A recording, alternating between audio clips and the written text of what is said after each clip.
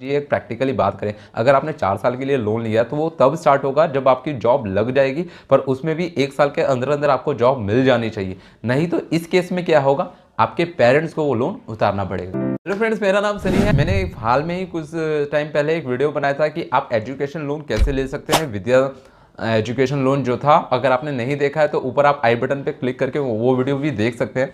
तो उसमें मुझसे अधिकतर कई लोगों ने कई तरह के सवाल किए कि ये इसकी रीपेमेंट कैसे होती है, इसमें टाइम कितना मिलता है, ये कितना मिलता है। तो ऐसे ही कई सवालों के मैं इस वीडियो में आंसर देने वाला हूँ, तो इस वीडियो को लास्ट तक जरूर देखिएगा।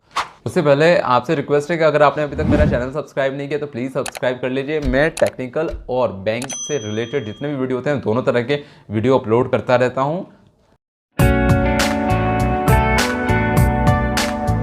तो सबसे पहले लोगों ने अधिकतर मुझसे जो कॉमन सवाल है कि सर इसमें टाइम कितना मिलता है। तो इसमें जो टाइम मिलता है आपके लोन के ऊपर डिपेंड करता है कि आपने लोन कितने टाइम के लिए लिया है, 4 साल या 5 साल के लिए। वो आपके ऊपर डिपेंड करता है कि आप उसे कितने टाइम में उतार दें। नॉर्मली बैंक आपको 4 से 5 साल का टाइम देता है।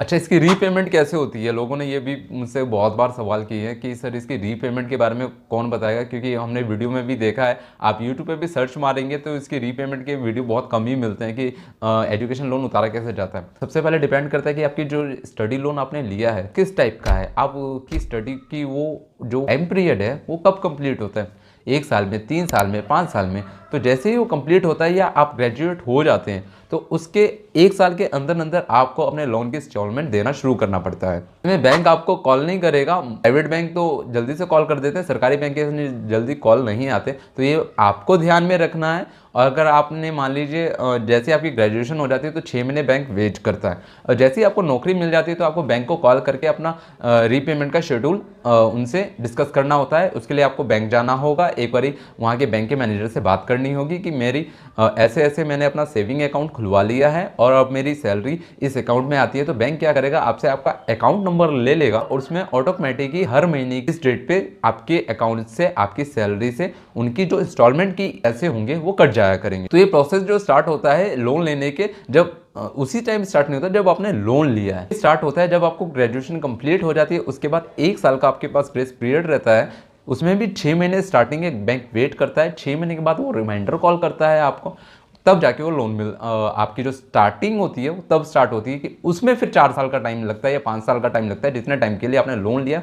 डिपेंड करता है कि आपने 1 लाख का लिया, 4 लाख का लिया, कितने का लिया, उस हिसाब से वो पीरियड भी उसी से वक्त डिस्कस हो जाता है जब आप लोन ले रहे होते हैं। तब वो आपको तब वहां से स्टार्ट होंगे, ना कि अभी आपने लोन लिया तब से 4 साल स्टार्ट नहीं होंगे। अगर मान लीजिए एक प्रैक्टिकली बात करें, अगर आपने 4 साल के लिए लोन लिया तो वो तब स्टार्ट होगा जब आपकी जॉब लग जाएगी, पर उसमें भी 1 साल के अंदर अंदर आपको जॉब मिल जानी चाहिए। नहीं तो इस केस में क्या होगा, आपके पेरेंट्स को वो लोन उतारना पड़ेगा।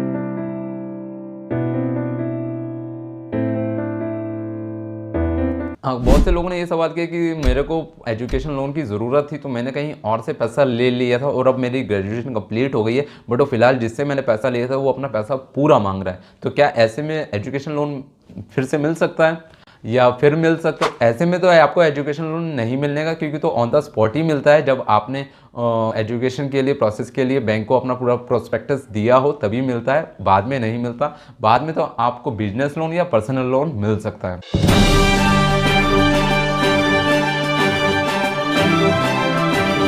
अच्छा, फिर उसके बाद कुछ लोगों के सवाल है कि यार इसमें गारंटर की ज़रूरत पड़ती है।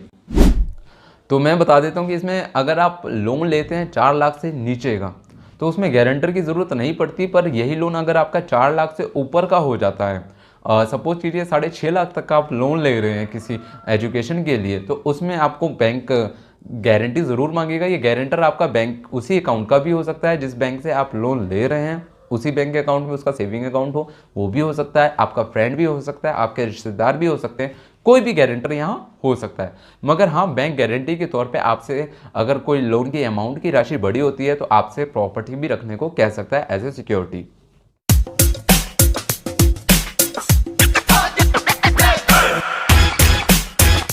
अब बात आती है अगर सर हम ये टाइम पे लोन ना उतार पाए तो उसका क्या इफेक्ट पड़ेगा।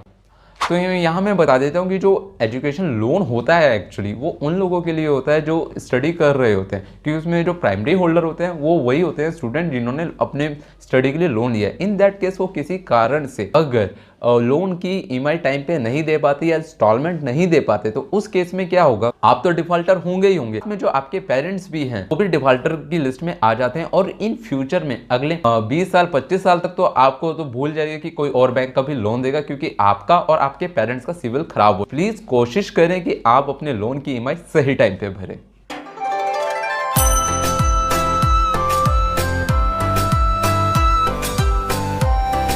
बहुत से सवाल ये होता है कि एजुकेशन लोन लेने के लिए हमारे पास पैन कार्ड होना चाहिए।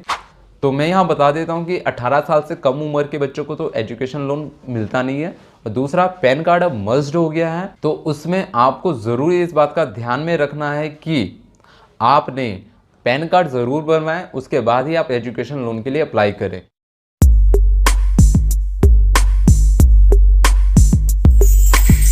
और बहुत लोगों के सवाल थे इसमें इंटरेस्ट कितना होता है, तो कि एक एजुकेशन लोन है तो इसमें और लोनों के कंपेयर में इसमें इंटरेस्ट बहुत कम ही होता है, पर हर बैंक का थोड़ा ऊपर नीचे होता है। तो आपको अपने बैंक में जाकर पता करना होगा कि वहाँ रेट ऑफ इंटरेस्ट कितना चल रहा है, उसके बाद दूसरे बैंक में जाइए, वहाँ पता कीजिए, क्योंकि यहाँ सबके पर्सनल अपने एजुकेशन लोन के जो रेशो होता है वो अलग अलग होता है। उम्मीद करता हूँ कि आपको आपके सवाल मिल गए होंगे। मेन सवाल यही था कि इसकी रीपेमेंट कैसे होती है, जो कि मैंने आपको इस वीडियो में बताई। उम्मीद करता हूँ आपको वीडियो पसंद आया होगा। अगर पसंद आया होगा तो प्लीज़ इस वीडियो को लाइक करें और शेयर करें, और अगर आपकी कोई भी समस्या हो तो कमेंट करें। हो सकता है मेरे को आंसर देने में टाइम लग जाता है, पर मैं आंसर ज़रूर देता हूँ। Thank you.